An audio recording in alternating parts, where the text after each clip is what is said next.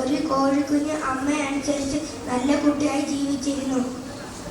ഒരിക്കൽ അവൻ ഒരു താറാവിനെ കണ്ടു. താറാവ് ചോദിച്ചു, നമുക്ക് നെൽപ്പാടത്തേക്ക് പോകാമെന്ന് ചോദിച്ചു. താറാവ് കോഴിക്കുഞ്ഞ് പറഞ്ഞു, നമുക്ക് പോകാം. കോഴിക്കുഞ്ഞ് ആദ്യമേ ഓർത്തു അമ്മയോട് ചോദിക്കും. അമ്മയോട് ചോദിച്ചു, പക്ഷെ ചോദിച്ചില്ല. അമ്മയോട് ചോദിച്ചാൽ അമ്മ വിടത്തില്ലെന്ന് അറിയാം.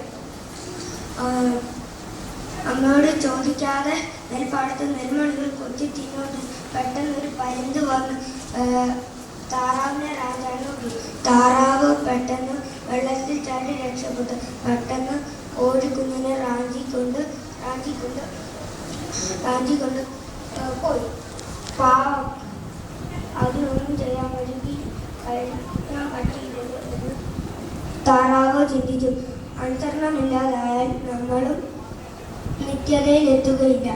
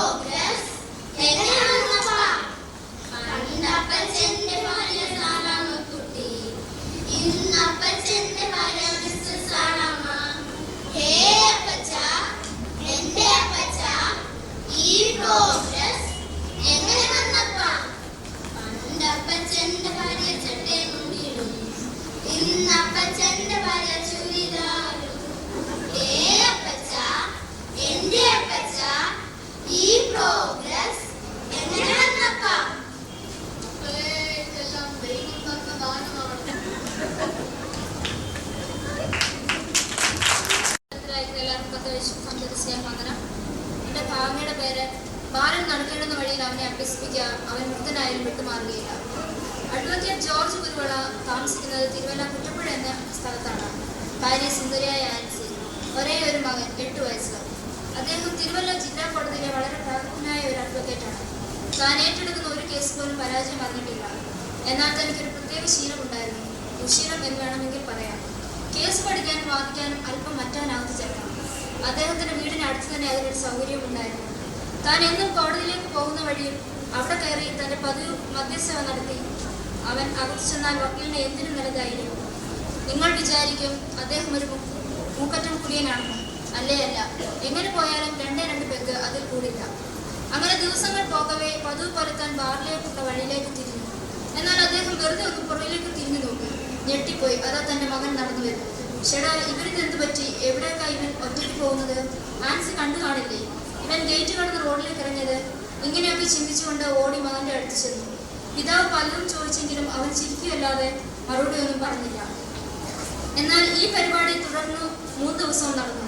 അത് കാരണം പാവം വക്കീലിന് ബാറിലേക്ക് കയറാൻ പറ്റിയില്ല. 4ാം ദിവസം അദ്ദേഹം വിചാരിച്ചു, ഇതിങ്ങനെ പോയാൽ ശരിയാവില്ല. ഇവന്റെ ഉദ്ദേശം എന്താണെന്ന് മനസ്സിലാക്കണം. പിന്നെ ദിവസവും മകൻ വരുന്നു. എന്നാൽ പിതാവ് ചെന്ന് പിടിച്ചില്ല. അടുത്തുള്ള മാടക്കടയിൽ മകൻ കാണാതെ മറിഞ്ഞിരുന്നു. തന്റെ മകൻ മുൻപോട്ട് നടന്ന് അതാ അവൻ പിതാവ് കയറുന്ന ബാറിലേക്ക് നടന്നു കയറുന്നു. വക്കീൽ ഞെട്ടിപ്പോയി. അറിയാതെ നെഞ്ചിൽ കൈവച്ച് ദൈവമേ എന്ന് വിളിച്ചുപോയി. താൻ ഓടി മകന്റെ അടുത്ത് ചെന്നു. അവന്റെ കയ്യിൽ പിടിച്ച് വീട്ടിലേക്ക് നടന്നു. അന്ന് രാത്രിയിൽ അദ്ദേഹത്തിന് ഉറങ്ങാൻ കഴിഞ്ഞില്ല. കിടക്കയിലിരുന്ന് കരഞ്ഞു.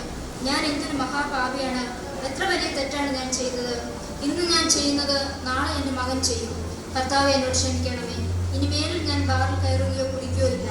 പകരം എൻ്റെ മകനെ ഞാൻ ദൈവഭയത്തിലും ദൈവഭക്തിയിലും വളർത്തി അവനെ ഒരു ദൈവപൈതലാക്കും. അതെ, ബാലൻ നടക്കേണ്ട വഴിയിൽ അവനെ അഭ്യസിപ്പിക്കുക. അവൻ വൃദ്ധനായാലും അത് വിട്ടുമാറുകയില്ല.